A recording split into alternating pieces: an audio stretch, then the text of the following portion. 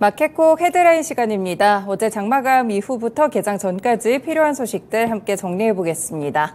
네, 첫 번째 소식은요. 조금 전에 모닝 브리핑 시간에서 IMF가 세계 경제 전망률에 대해서 어떻게 봤는지 알려드렸는데요. 이제 국내 쪽으로 살펴보시면 IMF가 올해 한국의 경제 성장률 전망을 기존 1.5%에서 1.4%로 3개월 만에 하향 조정했습니다. IMF 측은 올해 한국 경제가 1.4% 더 성장할 것으로 내다봤는데요. 지난 4월 전망치를 1.7%에서 1.5%로 낮춘 뒤 3개월 만에 0.1%포인트 한 단계 더 낮게 본 것입니다. 지난해 7월부터 지금 계속해서 5회 연속 성장률 전망치를 하향 조정하고 있는 모습인데요. 그만큼 우리나라의 경제 상황이 녹록지 않다는 방증으로 풀이되고 있습니다. 지난달 무역 수지가 16개월 만에 흑자 전환에 성공하면서 반등을 하긴 했지만 반도체 업황 회복이 지연되고 있고 수출 부진도 이어지고 있는데요. 현재 중국의 리오프닝 효과도 아직은 기대 이하인 상황입니다. 그래서 이번에 조금 낮게도 1.4%대까지 봤고요. 일단 내년에 대한 경제 성장률 전망치는 2.4%를 유지했다는 점 함께 체크해 두실 수 있겠습니다.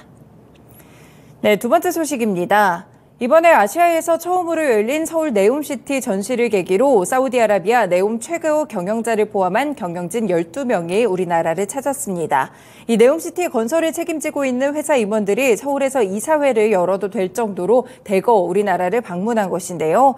이번에 DDP에서 열리는 네옴 전시회 개막 전날인 25일 미디어 컨퍼런스를 연 네옴 경영진은 네옴시티 프로젝트가 구체적으로 실현되고 있다는 점을 강조했습니다.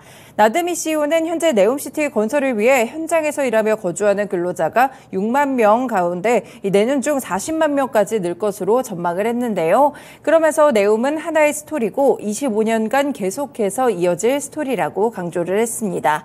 일각에서 지금 실현 가능성이 좀 부족하다라는 비판이 나오는 가운데 프로젝트를 끝까지 끌고 가겠다는 점을 보여준 것인데요.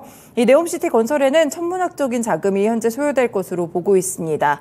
초기 공개된 예상 총 사업비만 5천억 달러, 국내로 봤을 때 640조 원 규모인데요. 이에 따라서 한국을 비롯한 전 세계 기업들이 수주 기회를 노리고 있다는 점 참고해 보실 수 있겠습니다. 네, 관련 기업들 역시나 네옴시티 관련 종목들로 체크 가능하고요. 한미글로벌 대표적인 종목이기도 하죠. 이외에도 현대로템도 있고요. 다른 종목들도 몇 가지가 있는데 네옴시티 관련 종목들 오늘장 흐름 주목해 보셔도 좋을 것 같습니다. 네, 다음 소식은 단독 보도를 통해서 전해지고 있습니다. LG에너지솔루션이 2030년까지 10배 성장이 예상되는 인도의 전기차 시장 공략에 나섰는데요. 현재 전기차 1, 2위 업체에 원통형 배터리를 공급하고요. 판매 법인을 세우면서 현지 공략을 강화하겠다는 방침입니다. 현재 LG에너지솔루션은 인도 전기차 1, 2위 업체인 올라 일렉트릭과 TBS 모터에 배터리를 납품하게 되는데요. 이 두 기업 모두 이륜차를 전문적으로 생산하는 기업이고요. 현지 시장조사 업체 EV 리포터에 따르면 현재 올라 일렉트릭과 TBS 모터는 올해 상반기 점유율이 각각 28%, 16%를 기록하면서 인도의 전기차 시장을 꽉 쥐고 있습니다. 이 LG에너지솔루션은 인도의 전기차 업체에 배터리를 납품하기 위해서 지난 2월에 인도 뉴델리에 판매법인을 설립하기도 했는데요. 이 판매법인이 배터리를 공급하면 현지 기업이 이를 배터리팩으로 묶어서 전기차 제조사에 공급하는 형식입니다. 현재 공급하는 배터리 종류 원통형으로 전해지고 있습니다. 관련 종목들이 또 2차 전지 종목들 최근에도 시장을 잘 이끌고 있는 모습인데요. 추가적인 호재성 뉴스 계속 나오고 있습니다. 그래서 나인테크를 포함해서 세아 메카닉스, 미래 나노텍 관련 종목들 함께 체크해 주시면 시간에서 움직였던 종목들이기 때문에요. 정규장에서도 흐름 체크해 보실 수 있겠습니다. 다음 소식 역시나 단독 보도입니다. 네, 오리온과 관련된 소식이 전해지고 있는데요. 네, 오리온을 조금 더 살펴보시도록 하겠습니다. 네, 원래는 이 오리온이 바이오 사업을 위해서 최근에 국내 바이오 기업인 알테오젠을 인수하려고 하다가 무산됐다는 보도입니다. 지금 회사 측이 갖고 있는 자금 여력이 1조 원 정도 되는데요. 이번에 인수는 좀 무산이 되게 됐지만 경쟁력을 확보하기 위해서 추가적인 M&A에 시동을 건다는 모습입니다.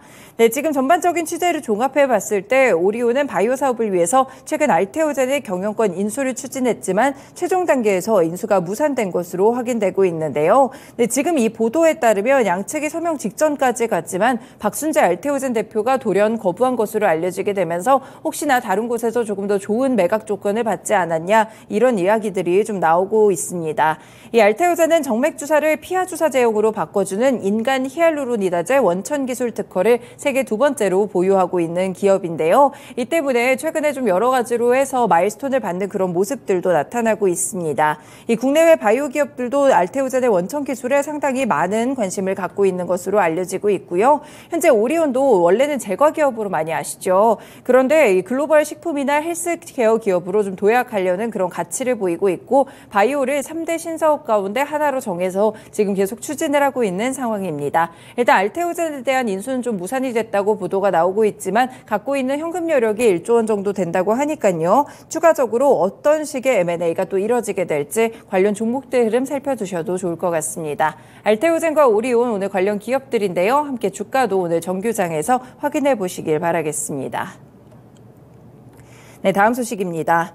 대한항공이 지난해 러시아 관세 당국으로부터 부과받은 80억 루블의 과징금이 현지 법원의 1심 판결을 통해서 절반가량으로 줄어든 것으로 확인되고 있습니다. 그런데도 대한항공은 이에 불복해 항소하겠다는 입장을 밝혔는데요. 이 과징금이 부과된 이유는요. 지난 2021년 2월 22일 인천공항을 출발해서 모스크바를 경유해 독일 프랑크푸르트로 가는 화물기가 모스크바 공항세관의 직인 날인을 받지 않고 이륙했다는 이유로 1년 뒤에 과징금을 부과받았습니다. 이 대한항공은 이런 조치 자체가 무리하게 법을 적용하고 과도하고 가혹한 수준의 제재라면서 정식적인 소송을 제기했는데요. 지금 항공업계에서는 거액의 과징금을 부과한 조치가 러시아의 우크라이나 침공 사태와 무관하지 않다는 해석들도 나오고 있습니다. 이 대한항공은 이번 1심 결과에서도 불복해 항소할 예정인데요. 당시 러시아 법규에 따라서 모든 절차를 거쳤고 관련 사실들을 여러 차례 소명했는데 이렇게 거액의 과징금이 부과된 데가 납득하기 어렵다는 입장을 보이고 있습니다. 네, 어떻게 될지 소송에 관련된 부분들 조금 더 체크를 해두셔야겠고요. 관련 종목으로는 역시나 대한항공까지 함께 체크해 드릴 수 있겠습니다. 네, 마지막 보도 역시나 단독 보도를 통한 소식인데요. 또 오늘 관련 종목들이 움직일 수 있으니까요. 체크해 두시면 좋을 것 같습니다. 이 대봉 LS라는 기업이 지난 2019년 친환경 용배를 이용한 리라글루티드 비만 치료제 시제품 제조 R&D 연구 개발의 국책과제에 선정된 바가 있었는데요. 최근에 4년간 진행됐던 국책과제를 마무리를 했다고 합니다. 2020년 국내 최초 리라글루티드 합성 기술의 특허를 획득했고요. 2021년 펩타이드 의약품 전문 기업인 애니젠과의 업무 협약 체결을 통해서 비만 치료제 시장에 지금 발을 들인 상태인데요. 지난 5월에 정부 과제를 성공적으로 끝마쳤다고 하고요. 국내에서 손꼽히는 펩타이드 제조사인 애니젠과 시제품을 제조하게 됐다라고 설명을 했습니다. 지금 보시면 식약처 기준으로 삭센다의 등재 특허권 존속 기간 만료일이 오는 2025년입니다. 전문가들은 대봉 LS가 삭센다의 특허 만료 이후에 리라글루티드 성분의 비만 치료제 상품화와 매출 증대를 위해 남은 기간 더욱더 박차를 가할 것이라고 보고 있는데요. 이렇게 비만 치료제와 관련된 호재성 뉴스가 나왔고요. 오늘 관련 기업 보시면 대봉 LS 그리고 최대 주주로 또 있는 P&K 피부 임상 연구센터까지 관련 종목들 시간외에서 상한가 터치했습니다. 네, 관련 종목들의 흐름 정규장까지 이어지는지 확인해 보셔도 될 것 같습니다. 네, 오늘도 이렇게 6가지 소식들 함께 봤습니다. 마켓코 헤드라인이었습니다.